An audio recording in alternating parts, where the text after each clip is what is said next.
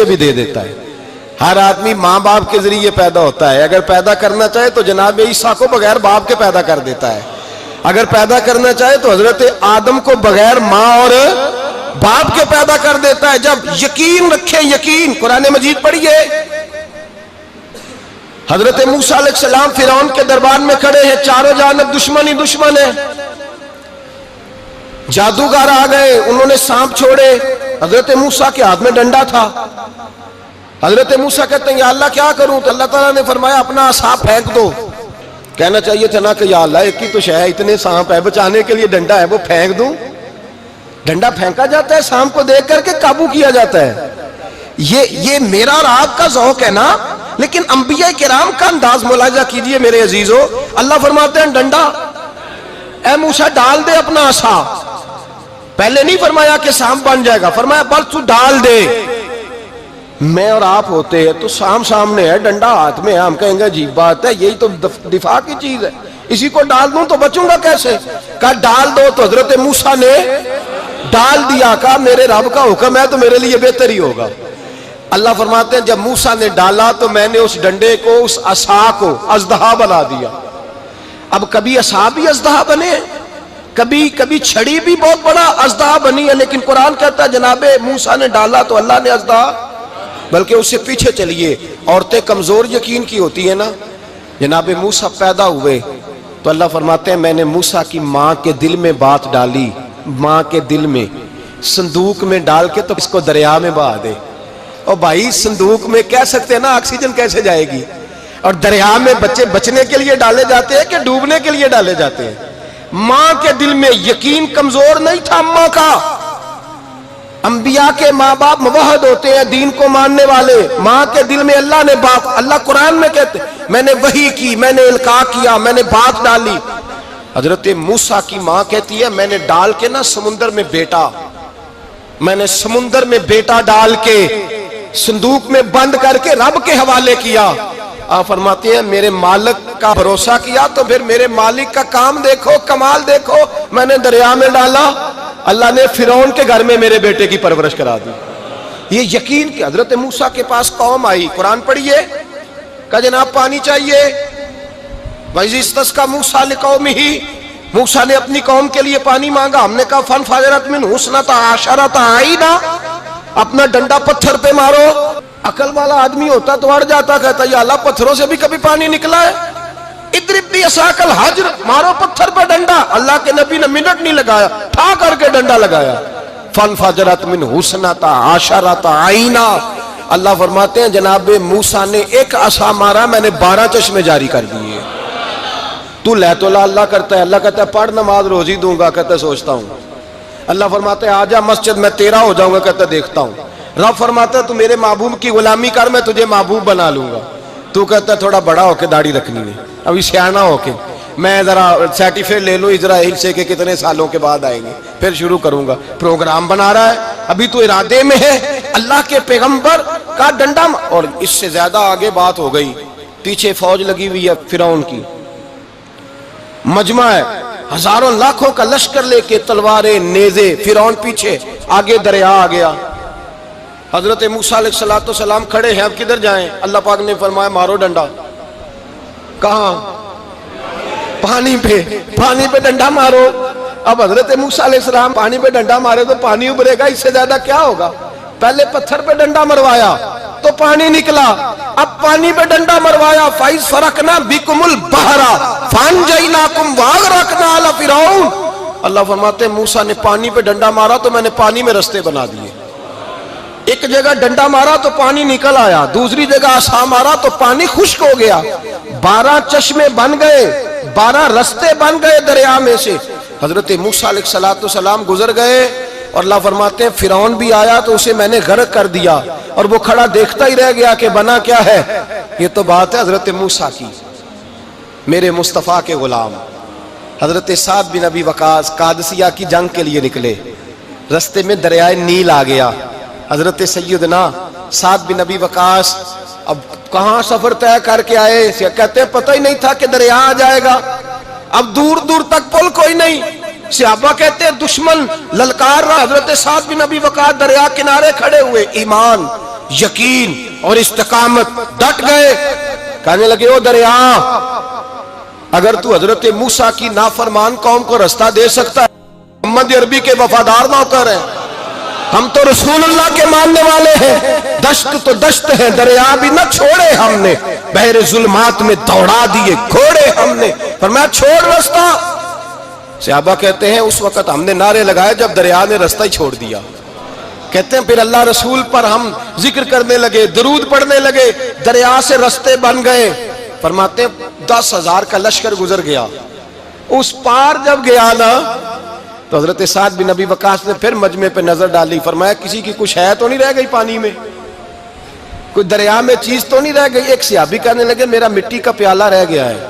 یار ذرا دیکھیے انداز دیکھیے، مٹی کا پیالہ. او یار چھوڑ پرا، مٹی کا پیالہ کیا ہوتا ہے؟ اب تو مٹی کے پیالے کی بات کرے گا. چھوڑ دے، کیا کرتا ہے؟ اس نے کہا پیالہ میرا رہ گیا ہے. تو حضرت سعد بن ابی وقاص کہنے لگے کیوں ہمارا پیالہ رہ جائے، ہم رسول اللہ کے نوکر ہیں. ایمان، یقین اور استقامت کی دولت. پھر دریا کی طرف دیکھا، کہنے لگے چل یار ہمارا پیالہ بھی واپس کر دے. صحابہ کہتے ہیں دریا کی لہر آئی اور پیالہ بھی واپس کر گئی. اور میرے بھائی جب ایمان کی دولت، یقین کی دولت، اعتماد کی دولت، جو بابا کہتا ہے نا کہ معاذ اللہ تعالیٰ الو کا خون لے آؤ اور شیر کی کھلڑی لے آؤ، میں کالا پیلا نیلا جادو کروں گا، اس پر لوگ دوڑ کے جاتے ہیں، 50-60 ہزار روپیہ بھی دے آتے ہیں دوڑ کے. اور اگر کہا جائے کہ مسجد آؤ 4 رکعت نماز پڑھو، حاضری دو مسجد کی، تو کہتے ہیں معرفت والے ہیں. معرفت والے نماز ہی نہیں پڑھتے، وہ کون سی معرفت ہے؟ یہاں اللہ کی بارگاہ میں جھکنے کا، چونکہ یہ لیٹ ہے نا، یہ پتہ نہیں جنت میں جا کے ملے گا، کب ملے گا، معاذ اللہ. لوگ دنیا داری کے معاملے میں پس جاتے ہیں. حکمران نے وعدہ کر دیا ہے سڑکیں پکی ہو جائیں گی، خوشحالی ہو جائے گی، موجیں لگ جائیں گی، لوگ لائنوں میں کھڑے ہیں ووٹ دینے کے لیے. اور تیرے رب نے کہا ہے تو مجھ سے ڈر جا، میں تیری دنیا بھی اچھی کر دوں گا، آخرت بھی اچھی کر دوں گا، تو ادھر آ میری بارگاہ میں جھک. لوگ اعتماد اور یقین کو اوہام پرستی کا شکار ہیں، ہم لوگ وہم کا شکار ہیں. ہم لوگ بدشگونی، ایسے ہو جائے گا ویسے ہو جائے گا، ہم ان چیزوں کا شکار. بھائی اعتماد کی دولت پیدا کریں، یقین اپنے اندر پیدا کریں، ایمان پیدا کریں، ڈٹ جائیں رب رسول کا نام لے کر. حضرت عمر کا زمانہ تھا، مصر فتح ہو گیا، حضرت عمر بن عاص گورنر بنے. رواج یہ تھا مصر کے اندر کہ ایک دریا چلتا تھا، دریائے نیل، اور سارے مصر کا انحصار اسی دریا پہ تھا. فصلوں کو پانی بھی لگتا اسی سے، جانور بھی اسی سے پانی پیتے، کھیتیاں بھی اسی سے سیراب ہوتی. سال کے بعد وہ دریا خشک ہو جاتا تھا، سال کے بعد وہ دریا خشک ہوتا، اور جب خشک ہوتا نا تو ایک کواری لڑکی قتل کر کے دریا میں ڈالتے، پھر وہ دریا چلتا. آج بھی بہت ساری جگہوں پہ اوہام پرستی ہے، کہتے ہیں ہمارے آستانے کا طریقہ ہے. میں نے کہا آستانے کا، اس آستانے کا طریقہ ہوتا ہے جس آستانے کا تعلق در مصطفیٰ سے ہوتا ہے. باقی کسی آستانے کا اپنا کوئی ذاتی طریقہ نہیں. طریقہ وہ جو میرے نبی پاک کا طریقہ ہے، اس سے ہٹ کر کون سا طریقہ ہے؟ ہمارے آستانے کا طریقہ ہے، ہماری یہ رسم ہے، ہمارا یہ رواج ہے. اٹھا کے بھاگ جاؤ رسم و رواج. ہمارے رسم و رواج رسول اللہ کی سنت کے پابند ہے. سارے بولیے صلی اللہ ہو. پھر ایک دفعہ پڑھیے درود شریف صلی اللہ ہو. 3 دفعہ کر لیں تاکہ طاقت ہو جائیں. صلی اللہ ہو. نبی پاک صلی اللہ علیہ وسلم کا طریقہ اصل طریقہ ہے. حضرت عمر فاروق کو جناب عمر بن عاص، اور کہتے ہیں کہ پکا طریقہ یہ تھا کہ جب تک لڑکی قتل کر کے ڈالتے نہیں تھے دریا چلتا نہیں تھا. حضرت عمر کو خط لکھا کہ حضور یہ معاملہ ہے، اور لوگ مجھے یہی کہتے ہیں. میں نے لوگوں کو سمجھایا ہے کہ اسلام ظلم کا حکم نہیں دیتا، ظلم کی اجازت نہیں دیتا، کیسے لڑکی قتل کی جائے. اب آپ بتائیں کیا کرنا ہے. حضرت عمر ایمان، یقین، استقامت، پہاڑ ہے یہ لوگ. حضرت عمر نے 2 خط لکھے، ایک حضرت عمر بن عاص کے نام، دوسرا دریائے نیل کے نام. 2 خط لکھے، ایک خط لکھا دریا کے نام، ایک خط لکھا عمر بن عاص گورنر کے نام. گورنر کے نام خط لکھا تو فرمایا جتنے یہودی ہیں، عیسائی ہیں، کمزور ایمان والے، سب کو دریائے نیل پہ لے جا، اور میرا یہ دوسرا خط دریا میں ڈال دے اور سب کے سامنے ڈالنا. کہتے ہیں یہ خط پڑھنا چاہے تو تجھے اجازت بھی ہے، سنیے اور سر دھنیے اور سوچئے کہ اصل کمزوری کہاں آئی ہے. رمضان کے سب سے پہلے جمعے میں سب سے اہم موضوع چھیڑا ہے، کمزوری اور نقص واقعہ کہاں ہوا ہے. حضرت سیدنا عمر بن خطاب رضی اللہ تعالیٰ عنہ نے دریا کو مخاطب کر کے لکھا، او دریا اگر تو کہتا ہے نا کہ لڑکی قتل کر کے پھینکی جائے گی تو میں رسول اللہ کا ماننے والا ہوں، میں ظلم نہیں ہونے دوں گا، ہمیں تیرے پانی کی ضرورت ہی کوئی نہیں، تو بے شک پانی نہ دے۔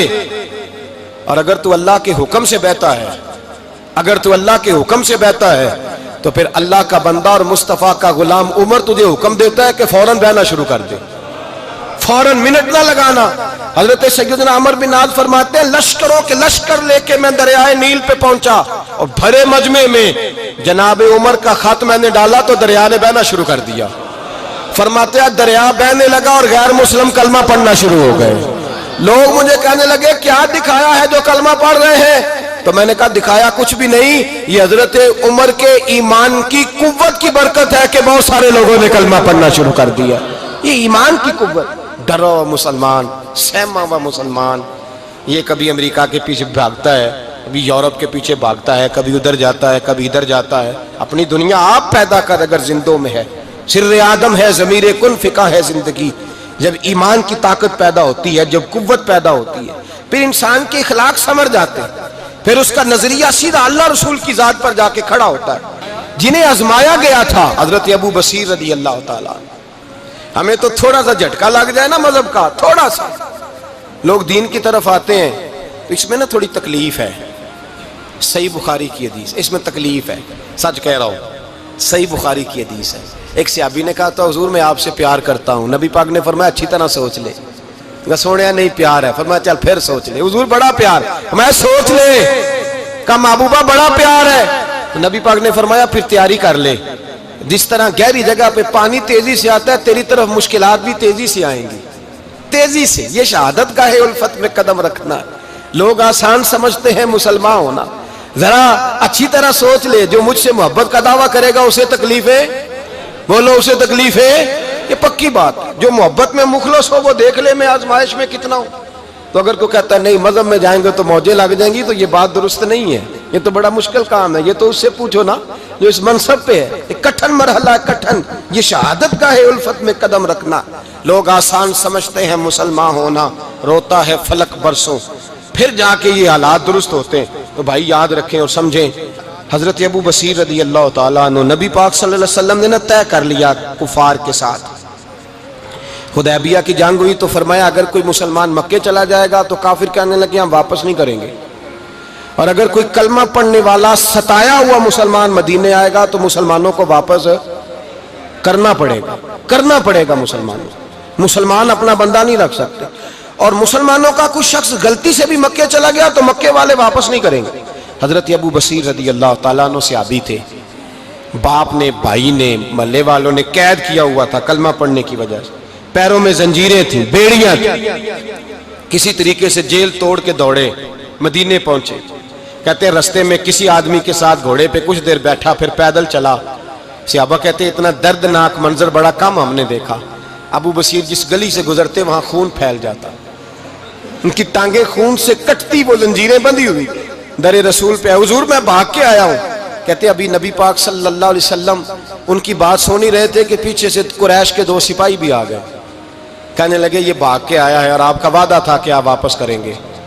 چشم زدن میں ذرا سوچنا، چشم زدن میں تھوڑی دیر کے لیے غور کرنا کہ ہمیں ہمارا استاد، ہمارا پیر دھتکار دے کہ جا دوڑ جا، تو کہتے ہیں بسم اللہ جناب یہ جا رہے ہیں۔ ایمان کی پختگی دیکھیں، اس نے تو ہمیں نکال ہی دیا جی، وہ کیسا بندہ ہے۔ یہاں تو کسی کے یہاں کوئی فاتحہ پڑھنے نہ جائے تو لوگ بگڑ جاتے ہیں، کہتے ہیں اس نے سلام نہیں لی، فاتحہ نہیں پڑھی، بس ختم، اس کو احساس ہی نہیں۔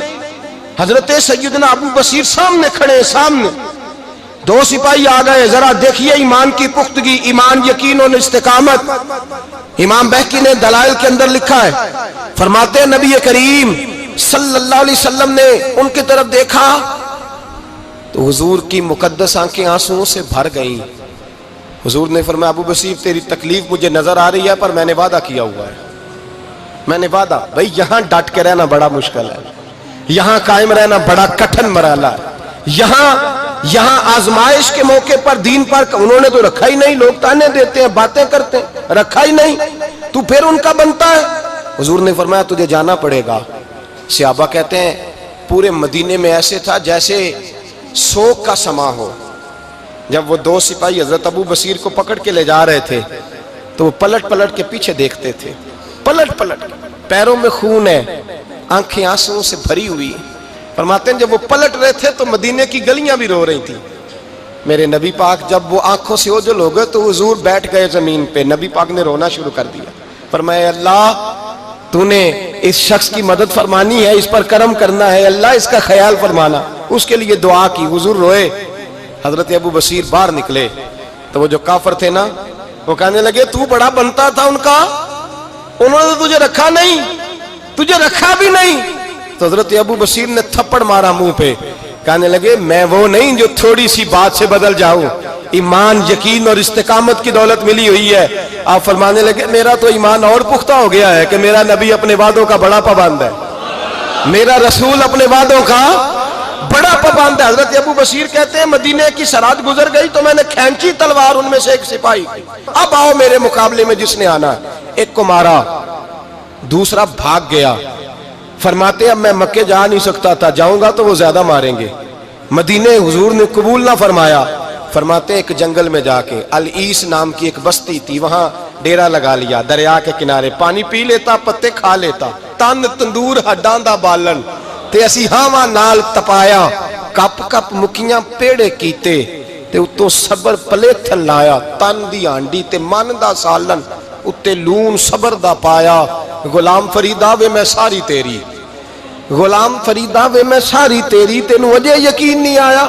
فرماتے سالوں پتے کھائے، اب جو بھی وہاں سے تنگ ہوتا وہ میرے پاس آ کے پناہ لیتا، جس کو مکے والے مارتے میرے پاس آ کہتے تانے دینے والے آ کے کہتے ہو تم کس طرح کے نوکر ہو، تمہیں تو انہوں نے رکھا ہی نہیں۔ ہم نے کہا چپ کر جا، وہ ہمارے آقا ہیں، وہ ہمارے آقا ہیں، رکھیں تب بھی ٹھیک ہے، نہ رکھیں اللہ اکبر۔ ایمان دیکھو، قوت دیکھو، جڑیاں خصماں دی وچ رضا وسن، بھاگ جاگ جاندے انہاں گولیاں دے تے میں گڈی ہتھ ڈور سجن دے، او جنج رکھے اونج رہنا ہے، واجب نہیں جے وچ شریعت مندہ خصم نو کہنا۔ فرمایا بس ٹھیک ہے، جس طرح حضور راضی ویسے ہی ہم راضی۔ حضرت ابو بصیر رضی اللہ تعالیٰ عنہ کے پاس 300 صحابہ کٹھے ہو گئے، 300۔ حضرت ابو بصیر جب مدینے کی سرحد سے گزر رہے تھے نا تو نبی پاک نے ایک آواز دی تھی، فرمایا ابو بصیر ایک وقت آئے گا کہ میرا پیغام تجھ تک پہنچے گا، ایک ٹائم آئے گا۔ حضرت ابو بصیر سے جب کوئی کہتا نا کہ زندہ کس بات پہ ہو تو فرمانے لگے مصطفیٰ کے فرمان پہ بڑا یقین ہے، بلاوا آئے گا، مجھے بلاوا، مجھے یقین ہے کہ مجھے بلاوا، بڑی امید ہے سرکار قدموں میں بلائیں گے، اور کرم کی جب نظر ہوگی مدینے، مجھے یقین ہے کہ مجھے بلاوا۔ حضرت ابو بصیر رضی اللہ تعالیٰ عنہ فرماتے ہیں کہ وقت گزرتا گیا، 300 لوگ کٹھے ہو گئے۔ جب کوئی مسلمانوں کا قافلہ مکے کے پاس سے گزرتا تو مکے والے لوٹ لیتے تھے۔ حضور نے بھی اجازت دی مدینے والوں کو، اگر ان کا قافلہ کوئی آئے تمہیں بھی حملے کی اجازت ہے، کفر کا مال مال غنیمت ہے۔ حضرت ابو بصیر کہتے ہیں جب بھی ہمارے قریب سے وہ رستہ تھا شام کی طرف جانے کا، جب بھی کافر گزرتے ہم ان کے قافلے پکڑ لیتے، لوٹتے، ہم بھی ان کو اس طرح کی سزا دیتے جو مسلمانوں کو دیتے تھے۔ فرماتے ان کا جینا محال ہو گیا، ہاتھ باندھ کے نبی پاک کی بارگاہ میں گئے، کہنے لگے یہ شرک ختم فرما دیں اور آپ ان کو بلا لیں، بلا لیں۔ حضرت ابو بصیر فرماتے ہیں میں بوڑھا آدمی تھا، دن بھر میں کام کرتا، محنت کرتا، اس علاقے میں کھیتی باڑی کرتا، جب رات ہوتی تو میں کسی پہاڑ کے ٹیلے پہ بیٹھتا اور مدینے کی جانب منہ کر لیتا، اور میں انتظار کرتا بلاوا کب آئے گا، کب حضور کا پیغام آئے گا، میں انتظار کرتا۔ حضرت ابو بصیر رضی اللہ تعالیٰ عنہ بیمار ہو گئے، شدید بیمار، سخت بیمار تھے تو قریش نے شیخ ختم کی۔ حضرت ابو ہریرہ کہتے ہیں نبی پاک نے 2 صحابہ کو روکا دیا، فرمایا جاؤ اسے جا کے کہو آ جائے، اسے کہو آ جائے۔ صحابہ کہتے ہیں ہم پہنچے تو ان کا آخری وقت چل رہا تھا، آخری ہجکیاں تھیں، ایمان اور یقین دیکھو، آخری ہجکیاں۔ لوگ کہتے ابو بصیر وقت آ گیا، وہ کہتے ہیں نہیں ابھی وقت نہیں آیا، وقت تب آئے گا جب نبی پاک کا بلاوا آئے گا۔ حضور کا وعدہ تھا وقت تب آئے گا جب میرے نبی کا بلاوا آئے گا، بھی بلاوا نہیں آیا تو ابو بصیر کا وقت بھی نہیں آیا۔ صحابہ کہتے ہم نے جا کے رکا تھمایا، اٹھنے کی بھی طاقت نہیں تھی۔ جب حضور کا رکا لیا نا تو دونوں یوں مٹھیاں بند کر لی، گویا جھوم جھوم کے نعرے لگانے لگے آؤ دیکھو میرے نبی کے وعدے کتنے سچے ہیں، آؤ دیکھو حضور کے وعدے، چومتے حضور کا نامہ، سر پہ رکھتے، سینے سے لگاتے۔ اور کہتے ہیں پھر بلند آواز سے کلمہ پڑھنے لگے. کہنے لگے حضور میں حاضر ہوا. یا رسول اللہ میں آیا. کہتے ہیں بلند آواز سے کلمہ پڑھا اور ان کی روح پرواز کر گئی. ان کی روح پرواز کر گئی. نبی رحمت صلی اللہ علیہ وسلم کے غلاموں کا یقین، اعتماد اتنے اعلیٰ درجے کا. کمزور مسلمان، دائیں بائیں دیکھتا مسلمان، کفر کے وعدوں پر اعتبار کرتا، یہودی عیسائی اور سکھ کے وعدوں پر اعتبار کرتا، دنیا دار ٹھگ اور چور کے وعدوں پر اعتبار کرتا، یہ رب کریم کے وعدے پر اعتبار نہیں کرتا. یہ اللہ رسول کے ساتھ اپنی توجہ کو مبذول نہیں کرتا. میرے رسول کریم سید عالم صلی اللہ علیہ وسلم کے غلاموں نے اعتماد کر کے، یقین کر کے ہمیں بتلایا ہے کہ جب تیرے پاس یقین کی دولت ہوتی ہے پھر تو دنیا کا طاقتور آدمی ہوتا ہے. جب تیرے پاس ایمان کی قوت ہوتی ہے تو دنیا کا سب سے مضبوط شخص ہوتا ہے. اپنے آپ کو مضبوط کریں، اپنے اندر ایمان کی توانائی پیدا کریں. یہ جھوٹے وعدوں پر، جھوٹی تسلیوں پہ اپنے آپ کو زندہ نہ رکھیں. نہ دیکھیں دائیں بائیں کیا ہو رہا ہے، توجہ سیدھی اللہ رسول کی جانب رکھیں. مضبوط ایمان پیدا کریں، تگڑا، دانائی والا.